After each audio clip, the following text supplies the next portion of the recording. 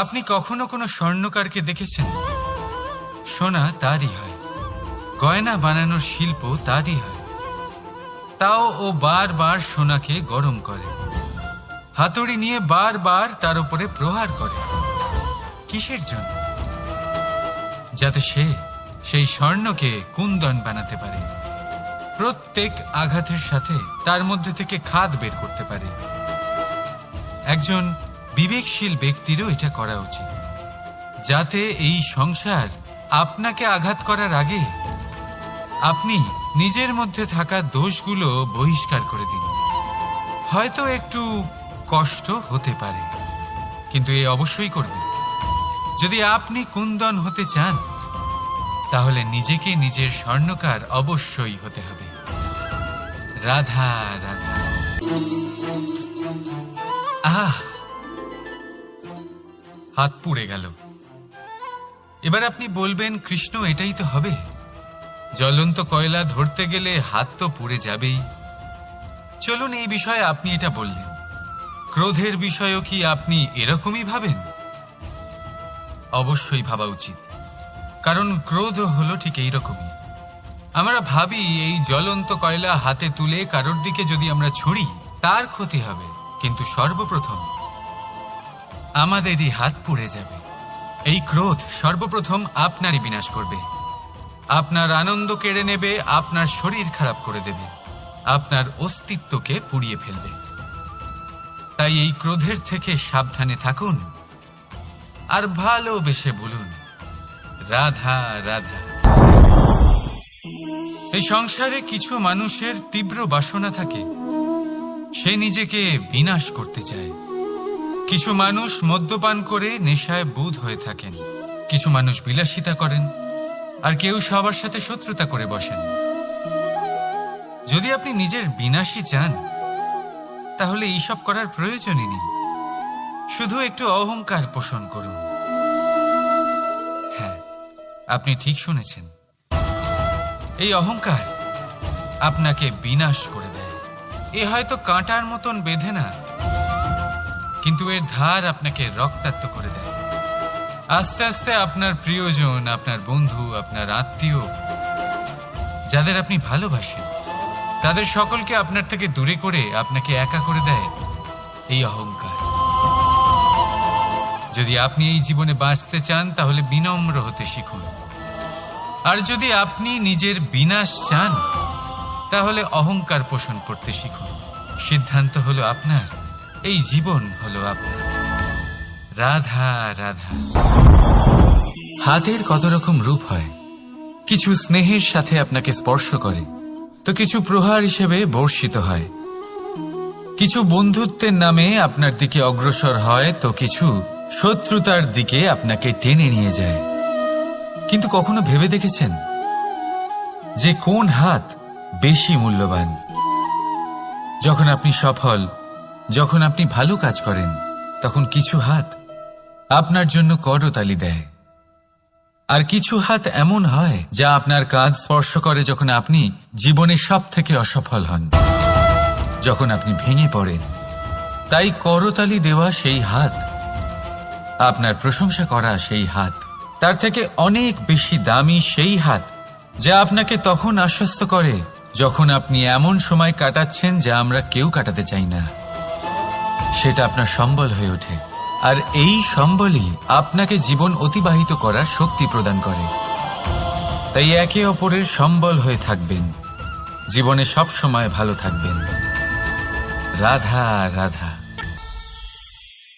দেখুন এই ঘাসকে, কত কোমল, কত মধুর।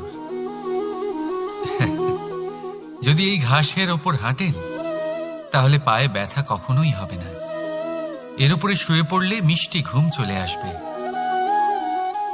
কিন্তু এই ঘাসকেই যদি আপনি ঠিক করে না ধরেন, তাহলে এতে আপনার আঙুলও কেটে যেতে পারে। এই নরম ঘাসই আপনাকে আঘাত দিতে পারে। ঠিক এইভাবেই প্রত্যেক ব্যক্তি যিনি ধর্মের পথে চলছেন, তিনি আঘাত পেতে পারেন যদি ওনার ধর্মের সম্পূর্ণ সত্য, তার আসল স্বরূপের বিষয়ে জ্ঞান না থাকে।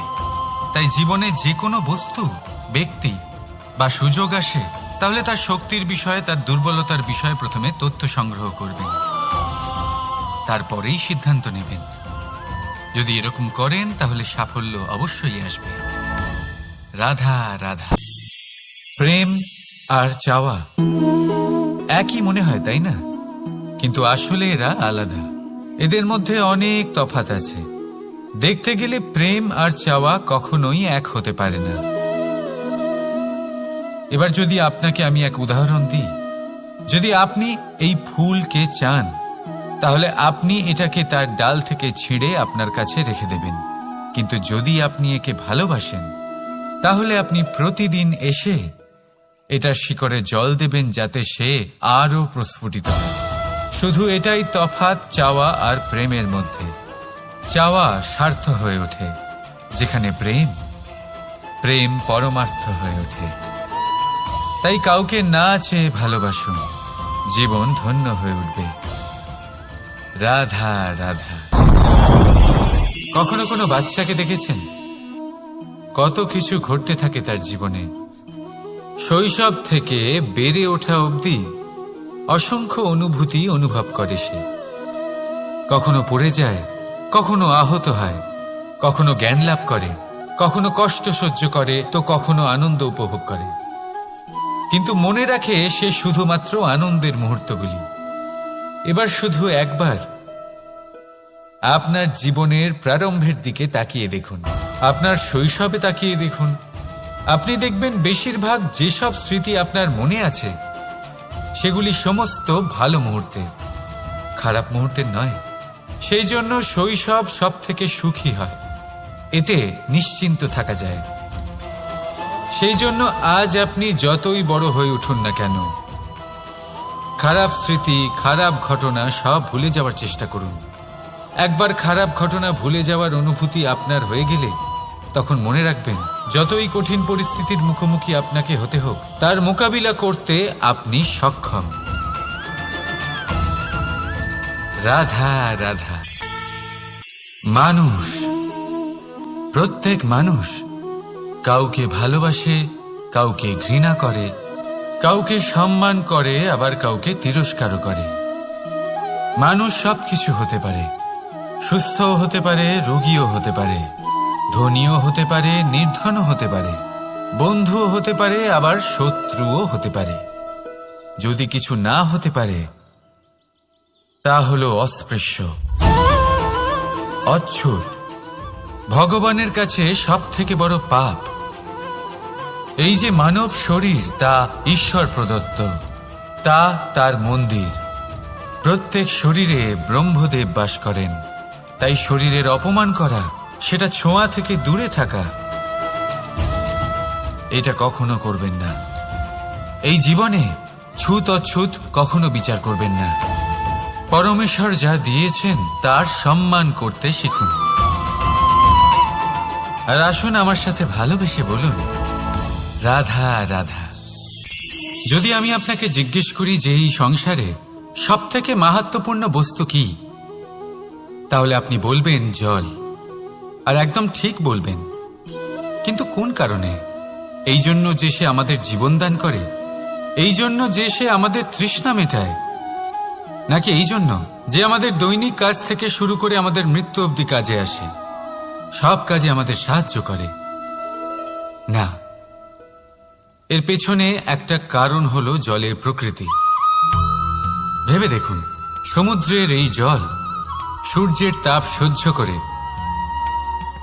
বাষ্পীভূত হয়, তারপর উপরে গিয়ে মেঘে পরিণত হয়, তারপর সেই মেঘ রূপে প্রবাহিত হয়ে কোনো পর্বতের সাথে ধাক্কা খেয়ে বর্ষা হয়ে এই পৃথিবীতে বর্ষিত হয়। আর এই পৃথিবীর ধূলিকণা এর মাটিকে নিজের মধ্যে ধারণ করে। মানুষের দ্বারা, অন্য প্রাণীর দ্বারা যে ময়লা ছড়িয়ে পড়েছে তাকে নিজের মধ্যে ধারণ করে, আর তারপর ফের অগ্রসর হয়ে পড়ে সমুদ্রের দিকে, সমুদ্রে মিশে যায়। কিন্তু তবুও আবার বাষ্পীভূত হওয়ার সময় সেই ময়লাকে সে সেখানেই ফেলে যায়, সেই ময়লাকে নিজের সাথে নিয়ে যায় না। ব্যাস, এটাই জলের প্রকৃতি, যা তাকে মহান করে তোলে। আপনিও আপনার জীবনে আপনার কর্ম করুন, মহান কর্ম করুন, ভালোভাবে করুন, কিন্তু সেই কর্মের সাথে যে অহংকার আসে সেটা নিজের মধ্যে প্রবেশ করতে দেবেন না। তার থেকে ওপরে উঠুন। আপনি নিজেকে জলের মতো হালকা অনুভব করবেন। রাধা রাধা। চিন্তা। সবাই বলে চিন্তা করা উচিত নয়, কিন্তু চিন্তা সবাই করে।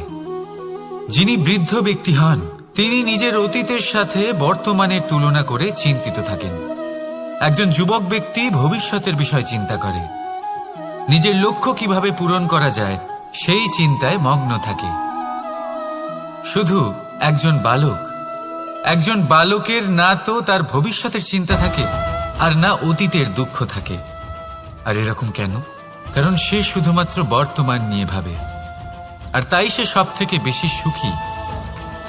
তাই মনে রাখবেন, যদি আপনি আপনার বর্তমানের বিষয়ে ভাবেন, তাতে বাঁচেন, সেটাকে ঠিক রাখেন এবং সেটাকে আরো ভালো করে তোলেন, তাহলে আপনার অতীত আর আপনার ভবিষ্যৎ আপনা থেকেই ঠিক হয়ে যাবে। আসুন আমার সাথে ভালোবেসে বলুন, রাধা রাধা। এই সংসারে যেই জন্মগ্রহণ করে কিছু না কিছু অবশ্যই শেখে এবং তার জন্য থাকে তার গুরুর অবদান। এবার এই গুরু কে হবেন তা আমরা নির্বাচন করি। হয়তো তিনি আমাদের মাতা পিতা হতে পারেন, হয়তো বন্ধু হতে পারেন, হয়তো দাদাও হতে পারেন, আদর্শ হতে পারেন, বা হয়তো গুরুকুলের শিক্ষাকর্তা গুরুও হতে পারেন। এবার সংসারের এমন কিছু জিনিস আছে যা জগতের কোনো গুরুই শেখাতে পারবেন না, তা আপনাকে সময় শিখিয়ে দেবে। কারণ এই সংসারে সময়ের থেকে বড় গুরু আর কেউ হয় না। এবার সময় আর গুরুর মধ্যে একটা সাদৃশ্য আছে আর একটা তফাতও আছে।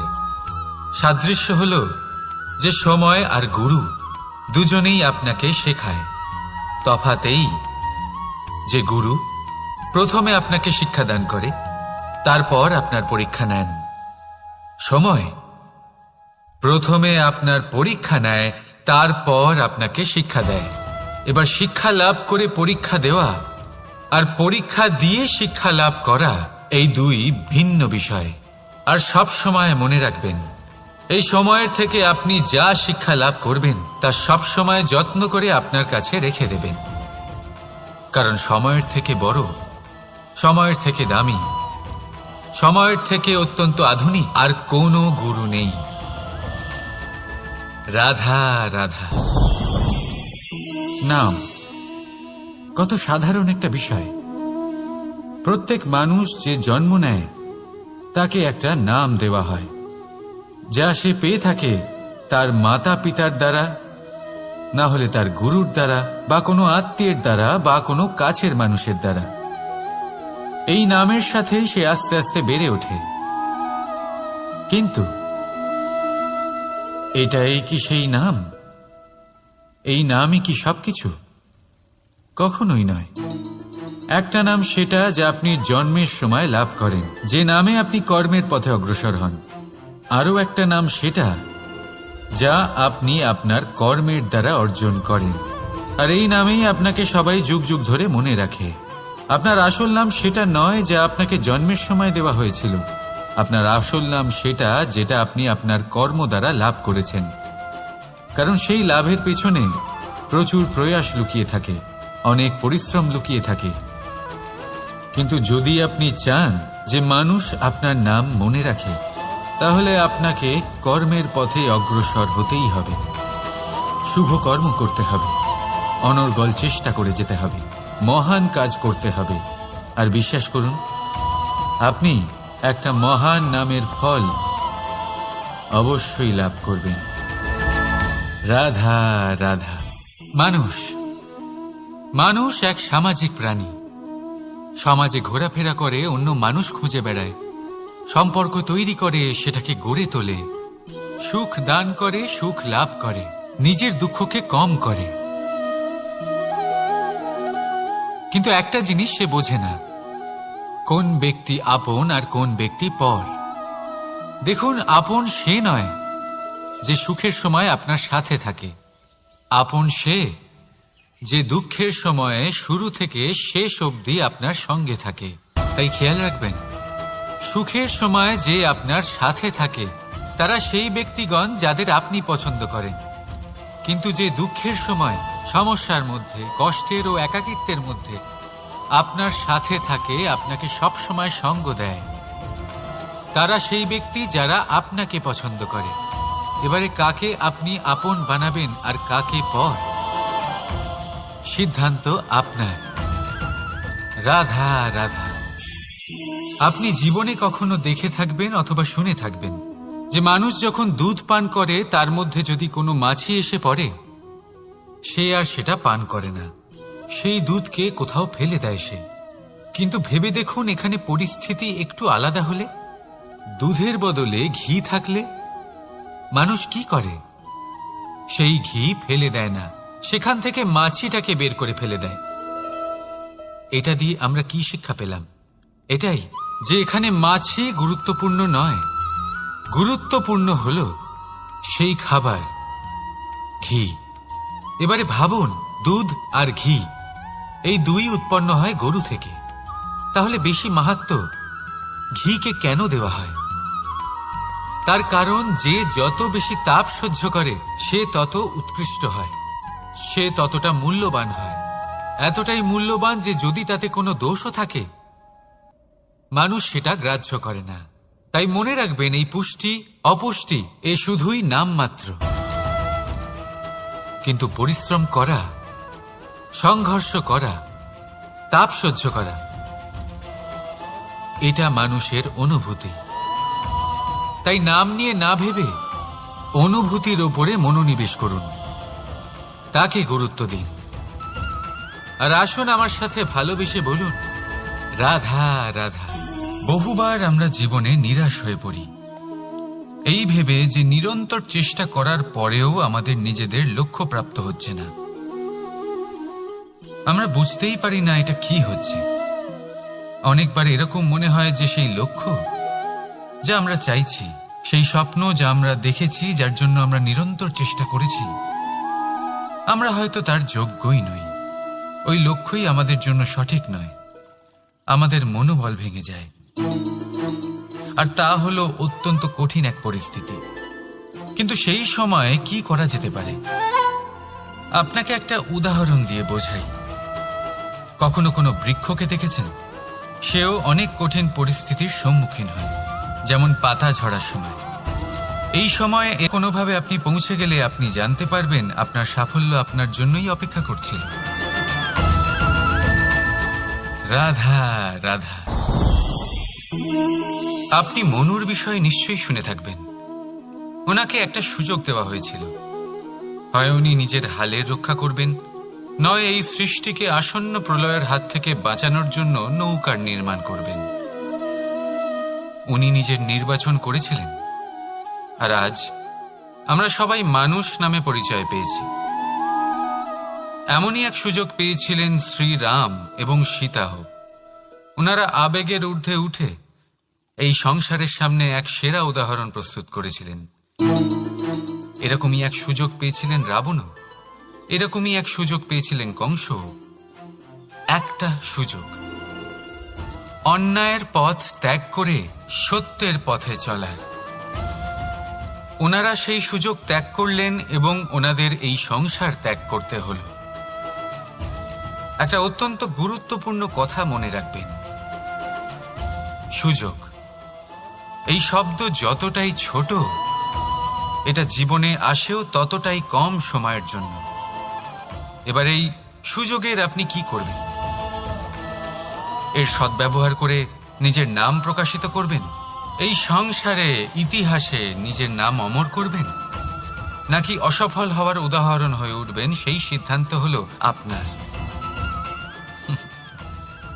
রাধা রাধা। স্বপ্ন, স্বপ্ন এই শব্দ আমাদের জীবনে কতটা গুরুত্বপূর্ণ হয়। কিছু স্বপ্ন এমন হয় যে আমরা রাতের মিষ্টি ঘুমের মধ্যে দেখি, তো কিছু স্বপ্ন আমরা খোলা চোখেই দেখি। কিছু স্বপ্ন আমাদের শান্তির ঘুম দেয়, আবার কিছু স্বপ্ন আমাদের ঘুমোতেই দেয় না। এবার খোলা চোখে দেখা এই স্বপ্ন ছোট হতে পারে বা বড়, কিন্তু এর সাথে যুক্ত থাকে সাফল্য। এবার আপনাকে একটা কথা বোঝাই, এই হলো আমার স্বপ্ন, এই হলো সাফল্য। এবার এদের মধ্যে যোগসূত্র হলো বাধা বিপত্তি। তাহলে যত বড় স্বপ্ন হবে ততই বড় বাধা, যত বড় বাধা বিপত্তি ততই বড় সাফল্য। মনে রাখবেন, আকাশের সব থেকে উঁচুতে ওড়ার জন্য বাজ পাখিকে মেঘের ওপর দিয়ে উড়তে হয়। তাই এই বাধা বিপত্তির থেকে দূরে পালাবেন না।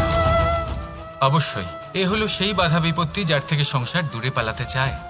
এই সেই অসুবিধা যা আমাদের জীবনে যাতে না আসে সেজন্য লোকে প্রার্থনা করে।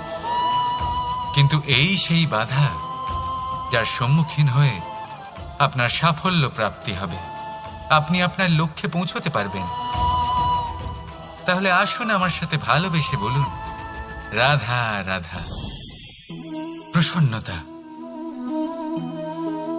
এই প্রসন্নতা এমন কোন অনুভূতি নয় যা সৃষ্টিতে শুরু থেকেই ছিল।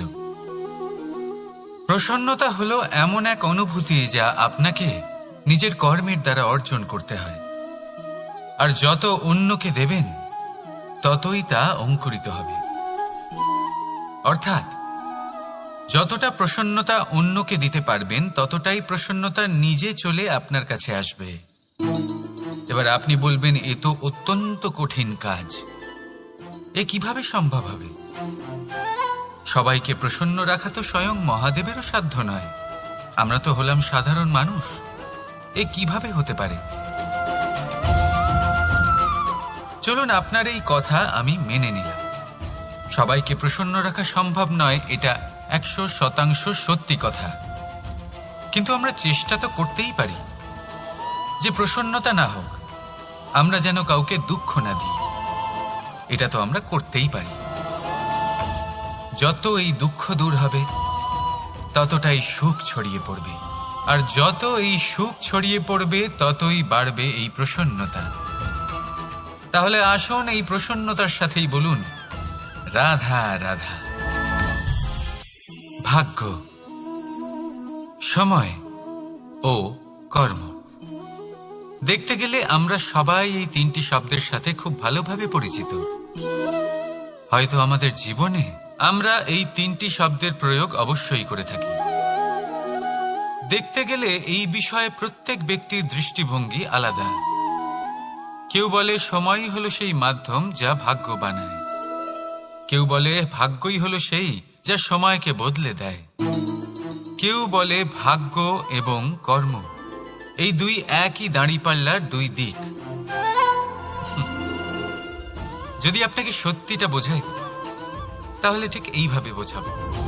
মনুষ্য জন্ম লাভ করা, মানুষ রূপে জন্মগ্রহণ করা, এটি ভাগ্যের হাতে থাকে। মৃত্যুকে প্রাপ্তি করা সময়ের হাতে থাকে। এই দুটি আমাদের হাতে নেই। কিন্তু মৃত্যুর পরেও চিরকালের জন্য অমর হয়ে থাকা, লোকের হৃদয়ে বসবাস করা, এটি অবশ্যই আমাদের হাতে আছে। আর এই আমরা অর্জন করতে পারি শুধুমাত্র আমাদের কর্মের দ্বারা। অর্থাৎ কর্মই হলো সব কিছুর আধার। তাহলে এর থেকে কখনো বিচলিত হবেন না। শ্রেষ্ঠ কাজটা করতে থাকুন আর আমার সাথে ভালোবেসে বলুন, রাধা রাধা। সংসারের সব থেকে মারাত্মক প্রাণী কে? কেউ বলবে বাঘ, কেউ বলবে সিংহ, কেউ বলবে সাপ। না, সংসারের সব থেকে মারাত্মক প্রাণী হল একজন ভণ্ড মিত্র। অন্য সমস্ত পশুরা শুধু আপনার শারীরিক ক্ষতি করতে পারে, কিন্তু একজন ভণ্ড বন্ধু আপনার বুদ্ধির বিনাশ করতে পারে, আপনার বিবেকের বিনাশ করতে পারে, ভাবনা চিন্তা করার ক্ষমতা কেড়ে নিতে পারে। একজন ভণ্ড বন্ধু আপনার জীবনকে নষ্ট ও ভ্রষ্ট করে দিতে পারে। তার মধ্যে এত ক্ষমতা থাকে যে সে আপনাকে এমন পতনের পাকে ফেলে দেবে যে সেখান থেকে বেরোনো প্রায় অসম্ভব হতে পারে। আর যখন আপনি সত্যিটা বুঝতে পারবেন, আপনার মধ্যে জাগ্রত হবে প্রতিশোধের ভাবনা, যা কিনা সবার আগে আপনাকেই বিনাশ করবে। তাই জীবনে ভণ্ড বন্ধুর থেকে সাবধানে থাকুন। আর বিশ্বাস, এই বিশ্বাস মানুষের ওপরে ভেবে চিন্তেই করুন। আর আসুন আমার সাথে ভালোবেসে বলুন, রাধা রাধা। আহ, হাত পুড়ে গেল। এবার আপনি বলবেন, কৃষ্ণ এটাই তো হবে, জ্বলন্ত কয়লা ধরতে গেলে হাত তো পুড়ে যাবেই। চলুন, এই বিষয়ে আপনি এটা বললেন, ক্রোধের বিষয়েও কি আপনি এরকমই ভাবেন? অবশ্যই ভাবা উচিত, কারণ ক্রোধ হলো ঠিক এইরকমই। আমরা ভাবি এই জ্বলন্ত কয়লা হাতে তুলে কারোর দিকে যদি আমরা ছুঁড়ি তার ক্ষতি হবে, কিন্তু সর্বপ্রথম আমাদেরই হাত পুড়ে যাবে। এই ক্রোধ সর্বপ্রথম আপনারই বিনাশ করবে, আপনার আনন্দ কেড়ে নেবে, আপনার শরীর খারাপ করে দেবে, আপনার অস্তিত্বকে পুড়িয়ে ফেলবে। তাই এই ক্রোধের থেকে সাবধানে থাকুন আর ভালোবেসে বলুন, রাধা রাধা। এই সংসারে কিছু মানুষের তীব্র বাসনা থাকে, সে নিজেকে বিনাশ করতে চায়। কিছু মানুষ মদ্যপান করে নেশায় বুঁদ হয়ে থাকেন, কিছু মানুষ বিলাসিতা করেন, আর কেউ সবার সাথে শত্রুতা করে বসেন। যদি আপনি নিজের বিনাশই চান, তাহলে এইসব করার প্রয়োজনই নেই। শুধু একটু অহংকার পোষণ করুন। হ্যাঁ, আপনি ঠিক শুনেছেন, এই অহংকার আপনাকে বিনাশ করে দেয়। এ হয়তো কাঁটার মতন বেঁধে না, কিন্তু এর ধার আপনাকে রক্তাক্ত করে দেয়। আস্তে আস্তে আপনার প্রিয়জন, আপনার বন্ধু, আপনার আত্মীয়, যাদের আপনি ভালোবাসেন, তাদের সকলকে আপনার থেকে দূরে করে আপনাকে একা করে দেয় এই অহংকার। যদি আপনি এই জীবনে বাঁচতে চান, তাহলে বিনম্র হতে শিখুন। আর যদি আপনি নিজের বিনাশ চান, তাহলে অহংকার পোষণ করতে শিখুন। সিদ্ধান্ত হলো আপনার, এই জীবন হলো আপনার। রাধা রাধা। আপনি কখনো কোনো স্বর্ণকারকে দেখেছেন? সোনা তারই হয়, গয়না বানানোর শিল্প তারই হয়। তাও ও বারবার সোনাকে গরম করে, হাতুড়ি নিয়ে বারবার তার উপরে প্রহার করে। কিসের জন্য? যাতে সে সেই স্বর্ণকে কুন্দন বানাতে পারে, প্রত্যেক আঘাতের সাথে তার মধ্যে থেকে খাদ বের করতে পারে। একজন বিবেকশীল ব্যক্তিরও এটা করা উচিত, যাতে এই সংসার আপনাকে আঘাত করার আগে আপনি নিজের মধ্যে থাকা দোষগুলো বহিষ্কার করে দিন। হয়তো একটু কষ্ট হতে পারে, কিন্তু এ অবশ্যই করবেন। যদি আপনি কুন্দন হতে চান, তাহলে নিজেকে নিজের স্বর্ণকার অবশ্যই হতে হবে। রাধা রাধা। দেখুন এই ঘাসকে, কত কোমল, কত মধুর। যদি এই ঘাসের ওপর হাঁটেন, তাহলে পায়ে ব্যথা কখনোই হবে না। এর উপরে শুয়ে পড়লে মিষ্টি ঘুম চলে আসবে। কিন্তু এই ঘাসকেই যদি আপনি ঠিক করে না ধরেন, তাহলে এতে আপনার আঙুলও কেটে যেতে পারে। এই নরম ঘাসই আপনাকে আঘাত দিতে পারে। ঠিক এইভাবেই প্রত্যেক ব্যক্তি যিনি ধর্মের পথে চলছেন, তিনি আঘাত পেতে পারেন যদি ওনার ধর্মের সম্পূর্ণ সত্য, তার আসল স্বরূপের বিষয়ে জ্ঞান না থাকে। তাই জীবনে যে কোনো বস্তু, ব্যক্তি বা সুযোগ আসে, তাহলে তার শক্তির বিষয়ে, তার দুর্বলতার বিষয়ে প্রথমে তথ্য সংগ্রহ করবেন, তারপরেই সিদ্ধান্ত নেবেন। যদি এরকম করেন, তাহলে সাফল্য অবশ্যই আসবে। রাধা রাধা। হাতের কত রকম রূপ হয়। কিছু স্নেহের সাথে আপনাকে স্পর্শ করে, তো কিছু প্রহার হিসেবে বর্ষিত হয়। কিছু বন্ধুত্বের নামে আপনার দিকে অগ্রসর হয়, তো কিছু শত্রুতার দিকে আপনাকে টেনে নিয়ে যায়। কিন্তু কখনো ভেবে দেখেছেন যে কোন হাত বেশি মূল্যবান? যখন আপনি সফল, যখন আপনি ভালো কাজ করেন, তখন কিছু হাত আপনার জন্য করতালি দেয়। আর কিছু হাত এমন হয় যা আপনার কাঁধ স্পর্শ করে যখন আপনি জীবনে সব থেকে অসফল হন, যখন আপনি ভেঙে পড়েন। তাই করতালি দেওয়া সেই হাত, আপনার প্রশংসা করা সেই হাত, তার থেকে অনেক বেশি দামি সেই হাত যা আপনাকে তখন আশ্বস্ত করে যখন আপনি এমন সময় কাটাচ্ছেন যা আমরা কেউ কাটাতে চাই না। সেটা আপনার সম্বল হয়ে ওঠে, আর এই সম্বলই আপনাকে জীবন অতিবাহিত করার শক্তি প্রদান করে। তাই একে অপরের সম্বল হয়ে থাকবেন, জীবনে সব সময় ভালো থাকবেন। রাধা রাধা।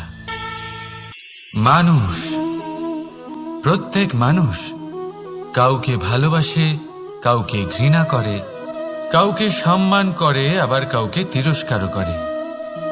মানুষ সবকিছু হতে পারে, সুস্থও হতে পারে, রোগীও হতে পারে, ধনীও হতে পারে, নির্ধনও হতে পারে, বন্ধুও হতে পারে, আবার শত্রুও হতে পারে। যদি কিছু না হতে পারে তা হলো অস্পৃশ্য, অচ্ছুত, ভগবানের কাছে সব থেকে বড় পাপ। এই যে মানব শরীর, তা ঈশ্বর প্রদত্ত, তা তার মন্দির। প্রত্যেক শরীরে ব্রহ্মদেব বাস করেন। তাই শরীরের অপমান করা, সেটা ছোঁয়া থেকে দূরে থাকা, এটা কখনো করবেন না। এই জীবনে ছুত অছুত কখনো বিচার করবেন না। পরমেশ্বর যা দিয়েছেন তার সম্মান করতে শিখুন। আর আসুন আমার সাথে ভালোবেসে বলুন, রাধা রাধা। প্রেম আর চাওয়া একই মনে হয়, তাই না? কিন্তু আসলে এরা আলাদা। এদের মধ্যে অনেক তফাৎ আছে। দেখতে গেলে প্রেম আর চাওয়া কখনোই এক হতে পারে না। এবার যদি আপনাকে আমি এক উদাহরণ দিই, যদি আপনি এই ফুলকে চান, তাহলে আপনি এটাকে তার ডাল থেকে ছিঁড়ে আপনার কাছে রেখে দেবেন। কিন্তু যদি আপনি একে ভালোবাসেন, তাহলে আপনি প্রতিদিন এসে এটার শিকড়ে জল দেবেন, যাতে সে আরও প্রস্ফুটিত হয়। শুধু এটাই তফাৎ চাওয়া আর প্রেমের মধ্যে। চাওয়া স্বার্থ হয়ে ওঠে, যেখানে প্রেম, প্রেম পরমার্থ হয়ে ওঠে। তাই কাউকে না চেয়ে ভালোবাসুন, জীবন ধন্য হয়ে উঠবে। রাধা রাধা। কখনো কোনো বাচ্চাকে দেখেছেন? কত কিছু ঘটতে থাকে তার জীবনে। শৈশব থেকে বেড়ে ওঠা অবধি অসংখ্য অনুভূতি অনুভব করে সে।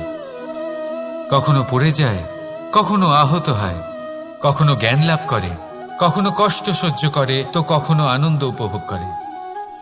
কিন্তু মনে রাখে সে শুধুমাত্র আনন্দের মুহূর্তগুলি। এবার শুধু একবার আপনার জীবনের প্রারম্ভের দিকে তাকিয়ে দেখুন, আপনার শৈশবে তাকিয়ে দেখুন। আপনি দেখবেন বেশিরভাগ যেসব স্মৃতি আপনার মনে আছে, সেগুলি সমস্ত ভালো মুহূর্তের, খারাপ মুহূর্তের নয়।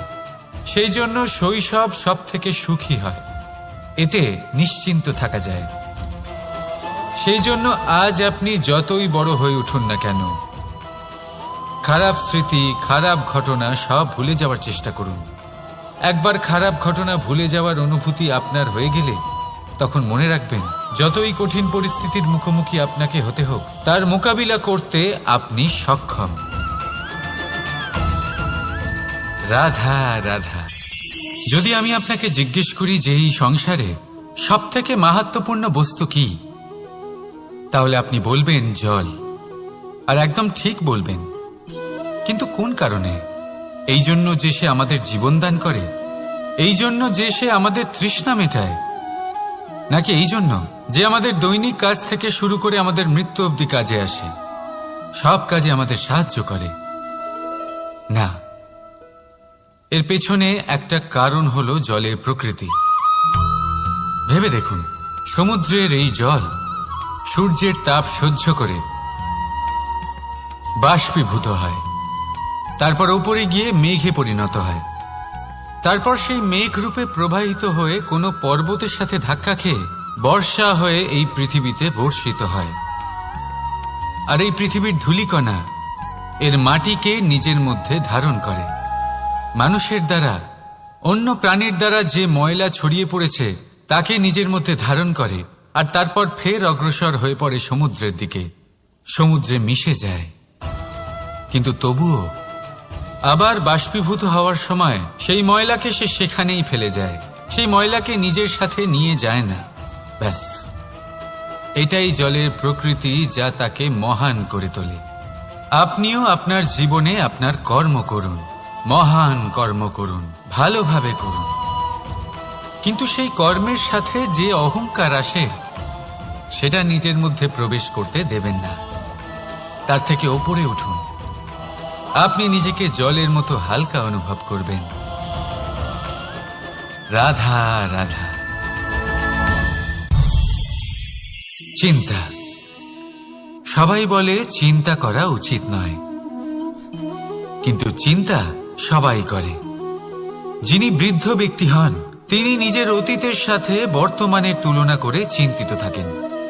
একজন যুবক ব্যক্তি ভবিষ্যতের বিষয় চিন্তা করে, নিজের লক্ষ্য কিভাবে পূরণ করা যায় সেই চিন্তায় মগ্ন থাকে।